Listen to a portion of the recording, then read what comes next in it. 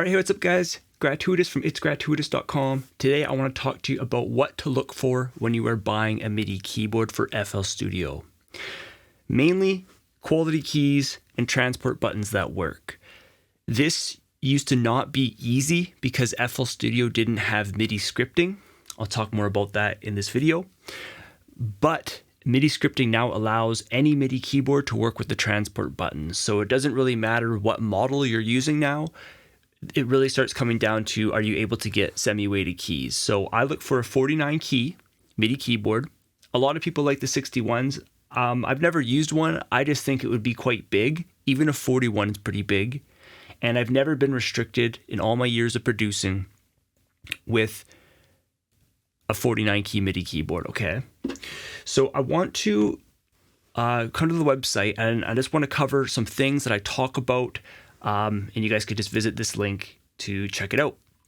So what to look for when buying a MIDI keyboard in FL Studio. So I wrote this article as a part of a help guide to the review section. So again, you guys can check out the review on my M Audio Oxygen Pro 49. It's a solid MIDI keyboard for FL Studio.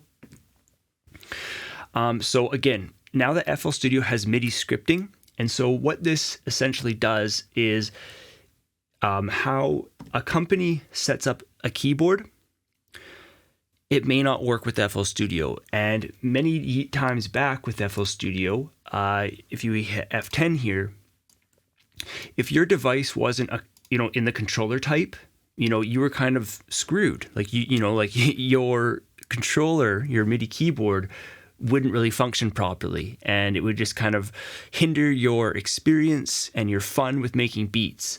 But again, now that MIDI scripting is enabled, you can see up here scripts, and I actually wrote this Oxygen Pro script. This is free, so if you were to pick up the Oxygen Pro 49, I wrote this script to make sure that all the transport buttons work. All right, so again, that's huge because many years ago, I was always recommending the M Audio Oxygen, all right? Now they have the Oxygen Pro, so this is kind of like the upgrade to it.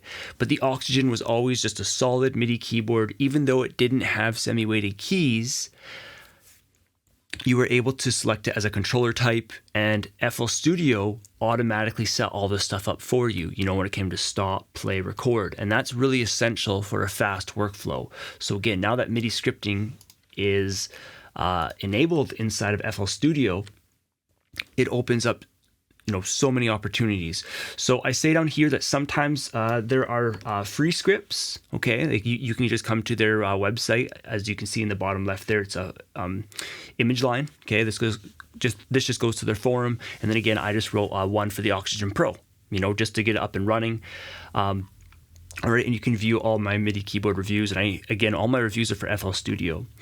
Now, what are the main areas I look for in a MIDI keyboard? So essentially, I'm looking for transport buttons with the loop button. All right. So how it works is I have stop, play, record. Right. Those are all like your basics. You have your back, you have your forward, the loop button. This one right here, this one is crucial because inside of FL Studio. So as you can see, when I press this loop button, it's going to change from pattern to song mode.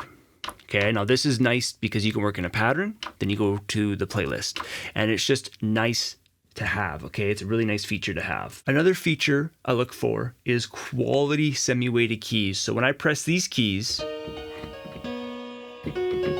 they're a little bit weighted. All right, so that allows you to have much more emotion in your music. Because for me, I like to play on a real piano, and then when I come to the studio to play, if you play on a cheap MIDI keyboard with those kind of synthy, springy kind of keys, they don't give you like that emotion that you get from like a real piano. Even coming to semi-weighted keys from a real piano is quite a difference in terms of like stealing from your emotion. And when you go to a keyboard without semi-weighted keys, it's just really, really cheap feeling. All right, so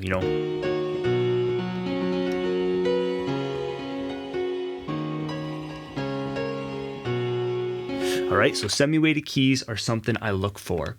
Now, another thing is be at least 49 keys. All right, so I know a lot of you guys, when you start up, you might think, oh, you need a huge MIDI keyboard. Now, I think the small 25 key MIDI keyboards are too small. That would be something like if you're going on a plane or if you're traveling, something like that. a 49 key, which is what this is, has never restricted me in terms of my creativity as I'm making beats, because you have to understand that when we make beats, we are not playing with both hands all the time everywhere. All right, maybe on your very, very first loop. Now, a lot of producers get confused because they might think that, oh, well, I need all these keys to play melodies and record my loops. But when you record your loops, typically you're only using one hand, and it's like maybe you're up higher in the octaves. And then maybe your next loop, you come down lower in the octaves, right? Now, maybe for my very, very first melody, I might play with both hands. I might be...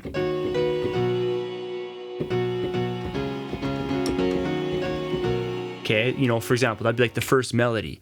Once that's playing and looping, now I'm just playing. You know what I mean? Like, that's how we as beat makers start making beats. I would record that loop. Then I'd go to another sound. We would record another loop. So what I'm saying is, when you have this huge MIDI keyboard, which is more expensive, a 61 key, it's like, do you really even need that? Because again, we have our octave buttons. So to go up, right, we can go down. All right. So again, it's all about understanding what is going on. And when you're out there purchasing, you might think you need more, but I would say to me, a 49 key, and then the max I would go is probably a 61. I know once you start getting into like the 88 key MIDI keyboards that the keys even start getting nicer, but the reason why I don't say like to get those is because you need to have a huge space to put that, let's just talk about an 88 key. All right. So this is a 49 key. 88 key would be like huge, right? And so you need a huge space to put it. And for me, I like to make sure my MIDI keyboard is right in front of my monitor, in front of my setup, because as I'm flowing, this is how I make beats. You hit record, you hit play, you hit stop, turn off record, go back to your mouse, and now you start editing your notes. When you have a huge 88, key MIDI keyboard, if your desk could fit that, I think that would be pretty cool because you get nicer keys. But many times it'd probably be to the side of your desk or something. So you're always going back and forth. And for me, I like this right in front of my monitor.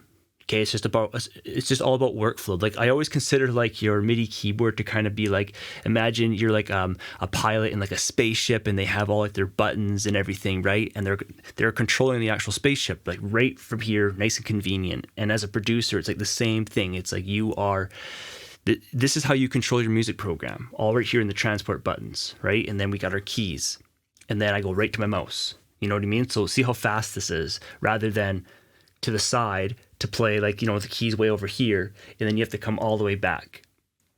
So it's just all about perspective and understanding what's going on. And then the next thing is just that it's priced fairly. So what does this mean? I talked to you a little bit more about it below. All right, so the next thing I want to talk about is what I consider an extra feature inside of a MIDI keyboard. So when I am looking at a MIDI keyboard, again, I'm focused on the keys and the transport buttons. You might be thinking, well, what about the drum pads? What about the knobs? What about the sliders? What about the pitch wheel, the mod? It's like I never, ever use those as I make beats. If I'm going to do something inside of FL Studio, I usually use my mouse. All right? And you might think, well, I want hands-on. I'm different than you. Well, I was just like you, and I explain it down here. Okay, so let me just read this to you. So it says, hands-on in FL Studio requires lots of planning and configuring, and still requires using your mouse during this hands-on process, right? So as much as you want to get hands-on, you're always going to have to somehow use your mouse in the hands-on process with FL Studio, because I said that I even went as far as purchasing a Mackie Control Universal. So you guys can look this up. It's a MIDI controller with motorized faders. So in FL Studio, so for example, if you had motorized faders like I had in that Mackie Control Universal, if I would select one of these sliders and move it, it would actually be moving the slider on the device. It was really, really cool. But again, once it comes to FL Studio, if you want to get that hands-on, you're going to have to come back to your mouse. You're going to have to open up a plugin. And then if you've already set up that plugin to use all your knobs and stuff, yeah, then you can get hands-on. But let's just open up an EQ here. and I will just create a band.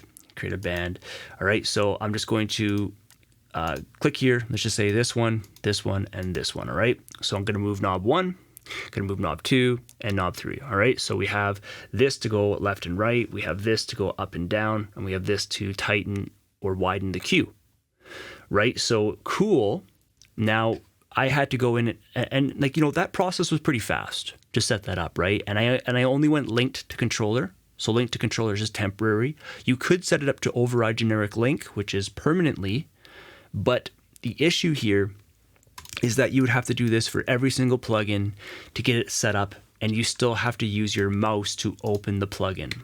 Okay, so like you're not fully getting that hands-on experience, which I would love one day from FL Studio. It would be a lot of fun, except what I'm trying to say is at the moment, your mouse, you're always going to be going back to your mouse. So as much as you want to use your knobs and your sliders and stuff, at the end of the day, watch this. If I'm using my mouse, I click here. Let's say I want to bring this over here and I want to widen the cue. I'm doing it with my mouse, and it's the easiest way to do things, especially even if it comes to automation. If we want to create an automation clip, do something like that, right?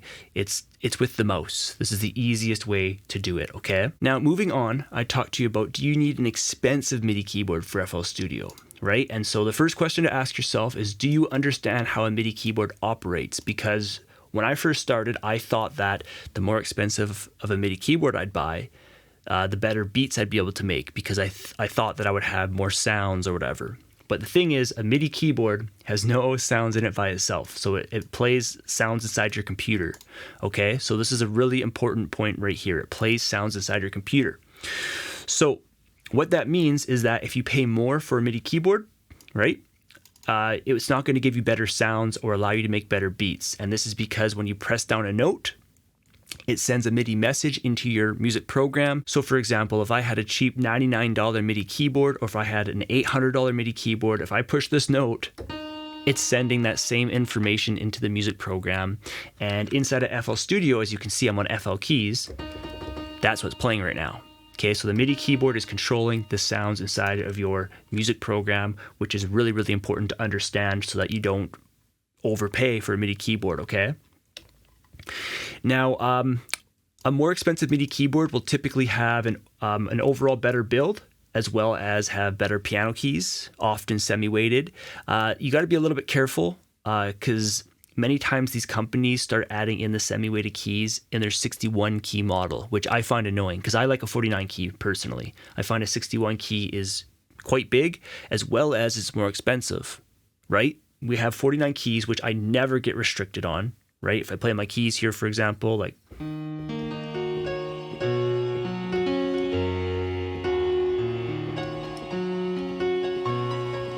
right? You can hear like this has enough range to be able to play something like that. But again, as music producers, when we go to actually record our music, we're doing simple stuff like,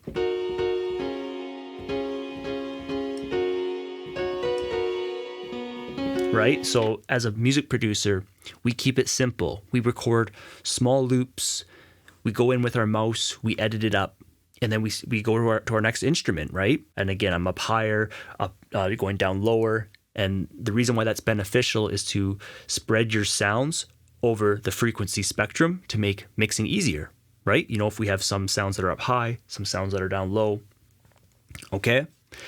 So again, you have your low-end MIDI keyboards. Now, I recommend to my students mid-range MIDI keyboards. These often have semi-weighted keys, which I think is worth the upgrade. And if you guys are interested, I also have a piano course. You guys can click there and check it out. Now, you have to be careful because in this mid-range is where companies often start bundling these extra features, which you may or may not need. Most of the time you don't need them, right? Like when it comes to certain software like auto-chords or drum pads, I just think this is an extra cost and kind of like a selling feature which isn't really benefiting you, but it's typically increasing the cost of the purchase, okay? And then expensive MIDI keyboards. So with FL Studio, so again, they have MIDI scripting, which has opened up so many doors and it's so powerful, but FL Studio has never really integrated well with hardware, like, right out of the box, being able to do deep integration. Like for example, I know with Ableton, you open up Ableton, you load up your MIDI keyboard, and all your knobs are all mapped, all your sliders are mapped, all that stuff. FL Studio doesn't work that way. FL Studio also even kind of gives you more control if you want it, but there's more manual setup in there. And then again, now with MIDI scripting, any MIDI device you can get working if there's a script. All right. So what I'm trying to say is the expensive MIDI keyboards, yeah, they look nice, but you're not really going to get much of a better experience. Like this keyboard here, Canadian, was about $330. I think you can get it for maybe like $280 American. And this is solid. Like I would say that you do not need anything more than this. The keys on this one are semi-weighted. They're nice, but they leave me wanting a little bit more as I play. But still, like coming from a real piano to this, you're always going to get some emotional stealing, okay? But going to a non-semi-weighted keyboard is not, like for me, that's just not enjoyable. So all I'm saying is you want like a mid-range, because again, the MIDI keyboard has no sounds in it. So it's not like you're paying for better sounds or better quality, or all those sounds are inside your program. Now, here is a better picture of the transport buttons. All right, we'll go full screen for you. Again, we have our stop, our play, our record, our back a bar, forward one bar, and we have our loop button. Okay, so not all MIDI keyboards have this loop button, which is why I say this Oxygen Pro is a good choice for FL Studio. All right, and so essentially your transport buttons just allow you to control your music program, to play, to stop, and just allow you to flow. Again, I always think it's kind of like a pilot in the cockpit has all his kind of buttons, all his things to control the plane or the spaceship, whatever. And you as a producer, these allow you to control your music program and give you the fastest workflow and most enjoyment, okay? Now, what I say here is your MIDI keyboard needs to have at least play, stop, and the loop button, okay? Again, with MIDI scripting, you can set any of these buttons to work with any other buttons. For example, like if you wanted, I'm sure you could probably even get like the slider to be like the play button if you really wanted it to keep things realistic. This is what I look for in a MIDI keyboard. Now, the forward and back, what I'm telling you is you can just use on your number pad, you can just hit the asterisk, which is your multiplier. That allows you to go forward a bar, or you can hit your divide sign, which is your /, right? And so what I'm saying here is / or the asterisk on your number pad to do the same thing. And I also explained to you that this is how I've always seen the transport buttons to normally work inside of FL Studio, right? If we hit play, stop, record, this is how I've known it to work. So you can read this and you'll understand that, okay, this is how it works inside of FL Studio, okay? Now, I want to tell you why I recommend a 49 key, okay? So the first thing is that they are more affordable. All right. The second thing is that even a 49 key, even this keyboard is quite big. But again, I've never been restricted in terms of being able to play piano. And the third thing is that all MIDI keyboards have an octave button. So if you want to go up keys, down keys, it's like the keyboard can reach all those notes. And as a producer, like I said, many times we're only working with one hand. Record, play, stop, you play your melody, stop, disable record, and you go back to your mouse and you start editing your notes. So again, my personal recommendation to you is a 49 key. It'll give you a great experience. You don't need a huge desk, and it's more affordable. So here's some nice features to have, but and they're not needed, but I would miss them if I didn't have them. All right, so that's like the pitch wheel over here, the mod wheel. Again, I never used them, but I would miss them if I didn't have them, right? Same with like the knobs and the sliders and stuff like that. So what I say here is like, I don't think companies should be removing, the pitch wheel, the mod wheel, or the knobs or the sliders and stuff like that. It's just that I never use them. So they don't bring any value to me. And I just feel that it just adds to the cost. All right. So as long as there's great feeling piano keys and transport buttons that have the loop button and work properly in FL Studio, I'm happy and I'm good to go. Now, what do you not need in a MIDI keyboard? All right. So For me, I think that drum pads should not exist on a MIDI keyboard because a lot of producers don't get it. Your keys are the same thing as your drum pads, right? If I play this, or if I play this, right? If I am, depending on how hard you push it down, you know, and again, like when these companies add drum pads onto a MIDI keyboard, they're just average drum pads. Like they're nothing special. These ones are not that sensitive. So even if I'm touching it, you know, you can see it's barely playing. Like it's just, there's not much sensitivity in there. So if I want to be like really sensitive with it and be able to hear the note still, it's, you know, it's, they're not, so all I'm saying is like, you know, they throw them in there, they make you feel, because if you're newer, you really don't know what you're looking for. And to me, it's just an added cost because your keys are the exact same thing as those drum pads, except now you have 49 keys. So it's essentially like you have 49 drum pads. Same if we're going to start sampling, right? Instead of being restricted to this many drum pads, we have, well, you even have your octaves, right? So yeah, so I just think that, no, I don't think drum pads should even exist on a MIDI keyboard. I think it just adds to the cost, which you never use. At least I don't.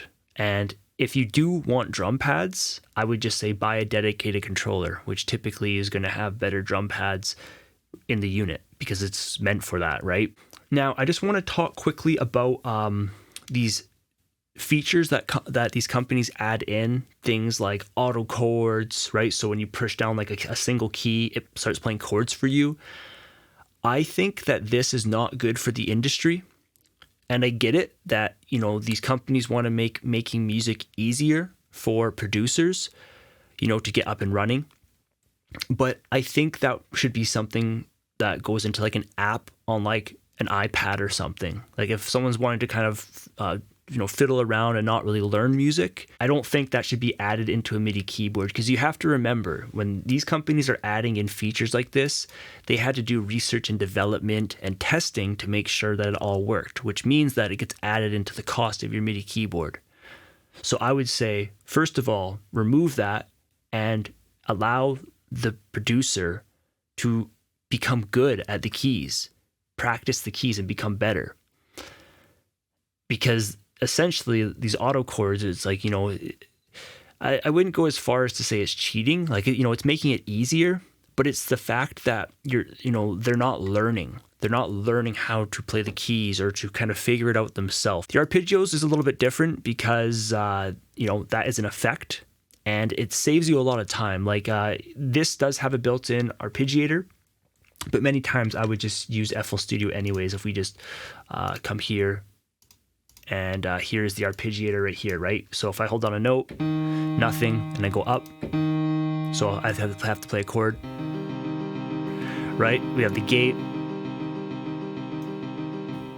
so, right? So this is what an arpeggiator is, right? And if I turn it off, now it's just normal. So I'll go up.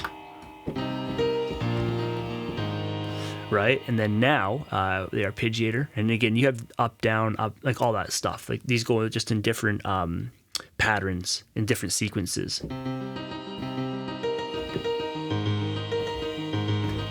Right, so that's an arpeggiator, and that saves you a lot of time. All right, so I think that's cool, but that's an effect. Whereas auto chords, it's like, yeah, I just think it's stealing from the producer, putting some time in to learn and become better, right? Become, you know, to learn true abilities and become talented producers is what I said here. Also, these companies start bundling in sounds.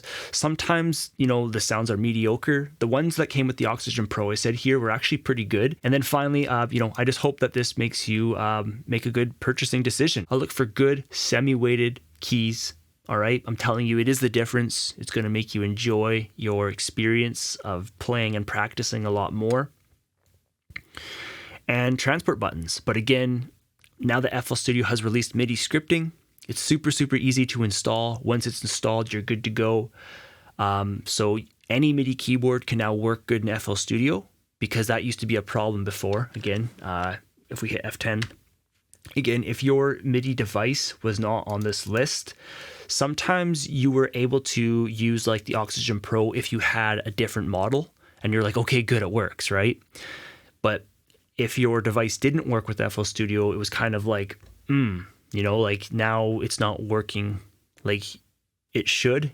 And when that happens, it really just kind of hinders your, like when you go to make music, it's just not as fun. It's not as enjoyable. You want to make sure you have the equipment that makes the process as fun as possible so that you can just start flowing when you go to actually make your beats, right? So again, with this one, I can just select the Oxygen Pro. This is the free script. This is on ImageLine's forum. And you guys can check that out, okay? As you can see, it's on the MIDI 3 right there. So for example, we can hit play. We can stop. If I click, hit play, it stays right there. Hit play again. If I hit stop, it's gonna go right back to here. If I go forward a bar, go backwards a bar, right? We have the loop feature, which can now just play the melodies.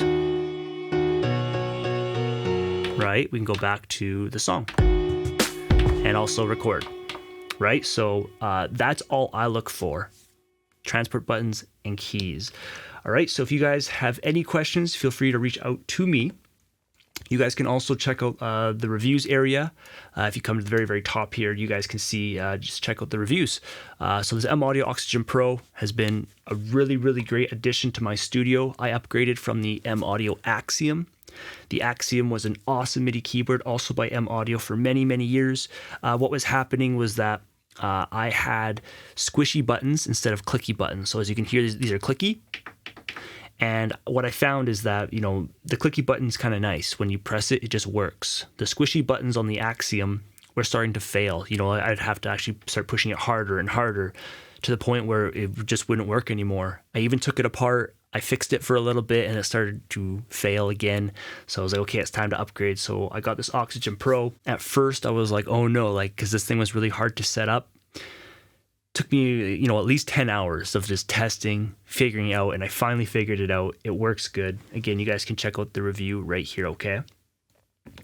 All right, so I hope you guys enjoyed this video as well as my article for what to look for when buying a MIDI keyboard. I want to use this as a reference point so that if you are checking out the reviews, this is going to be my guide to kind of like my standards of what I look for. All right. Also, if you guys want to learn FL Studio with me, you guys can check out my beginner's FL Studio book, okay? There's tons of images. There's over 141 pages in here to get you guys learning FL Studio. Okay, thanks for watching, and I'll talk to you guys in the next one.